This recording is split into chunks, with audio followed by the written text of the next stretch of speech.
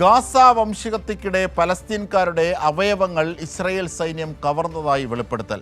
വെടിനിർത്തൽ കരാറിനെ തുടർന്ന് ഇസ്രായേൽ കൈമാറിയ 120 ബന്ദികളുടെ മൃതദേഹങ്ങളിൽ നടത്തിയ മെഡിക്കൽ പരിശോധനയിലാണ് ഇക്കാര്യം വ്യക്തമായത്. വൃക്ക, കരൾ, കണ്ണ് ഉൾപ്പെടെ പല അവയവങ്ങളും നീക്കം ചെയ്തതായി ഗാസയിലെ മെഡിക്കൽ സംഘം പരിശോധനയിൽ കണ്ടെത്തി.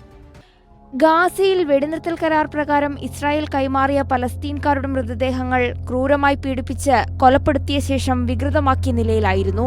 കണ്ണുമറച്ച് കൈകാലുകൾ കെട്ടി തൂക്കിലേറ്റിയതിന്റെയോ തൊട്ടടുത്തു നിന്ന് വെടിവെച്ച് കൊന്നതിന്റെയോ പാടുകളുണ്ടായിരുന്നുവെന്നും media office director general doctor Ismail al Thawabta പറഞ്ഞു. ചില മൃതദേഹങ്ങളിൽ തലയോ കൈകാലുകളോ ആന്തരിക അവയവങ്ങളോ ഇല്ലായിരുന്നു. ഇസ്രായേൽ സൈന്യം അവയവങ്ങൾ ചൂഴ്ന്നെടുത്ത് വിൽക്കുന്ന രീതി പിന്തുടർന്നതിലേക്കാണ് കണ്ടെത്തലുകൾ വിരൽ ചൂണ്ടുന്നതെന്നും അവയവമോഷണത്തെക്കുറിച്ച് അന്താരാഷ്ട്ര അന്വേഷണം നടത്തണമെന്നും അൽ തവാബ്ദ ആവശ്യപ്പെട്ടു. DNA ഫോറൻസിക് പരിശോധനയ്ക്കുള്ള ഉപകരണങ്ങളില്ലാത്തതിനാൽ പല കുടുംബങ്ങൾക്കും ഉറ്റവരുടെ മൃതദേഹങ്ങൾ തിരിച്ചറിയാനായിരുന്നില്ല.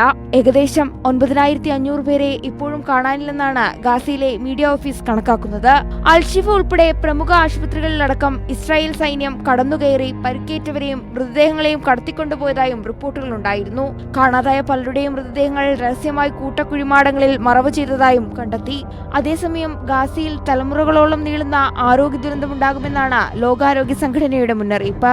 രോഗങ്ങൾ, പരുക്കുകൾ, ക്ഷാമം എന്നിവയാൽ ഗാസ ഗുരുതര പ്രതിസന്ധി നേരിടുകയാണ്. International desk, Kairali news.